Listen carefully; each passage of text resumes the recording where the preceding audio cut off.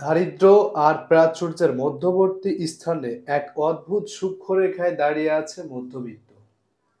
তাদের জীবন যেন এক নিরন্তর সংগ্রাম, যেখানে প্রতিটি পদক্ষেপ মাপঝোপ করে ফেলতে হয়।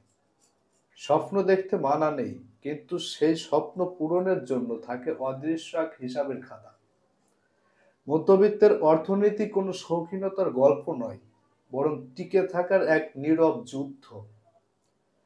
তারা প্রতি মুহূর্তে ভবিষ্যতের জন্য ভয়ে থাকে, অথচ বর্তমানের সমস্ত ভার তাদের কাঁধে।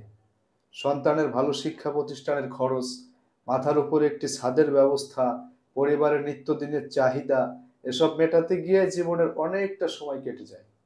নিজেদের শখ, স্বাদ, আহ্লাদকে কবর দিয়ে তারা কেবল পরিবারের জন্য বাঁচে। তাদের হাসিটা তাই কেবল মুখের হাসি, মনের ভিতরে জমে থাকে চাপা কষ্ট আর অনিশ্চয়তার ভয়।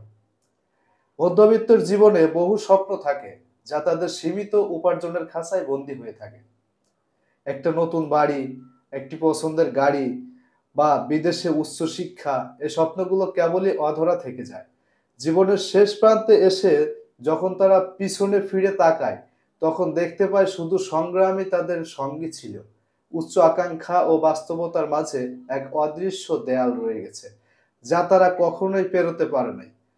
এই অপ্রাপ্তি মধ্যবিত্তের জীবনের সবচেয়ে বড় ট্র্যাজেডি। তাদের নীরব আত্মত্যাগ আর অসমাপ্ত স্বপ্নের ইতিকথা আমাদের সমাজের এক করুণ প্রতিচ্ছবি।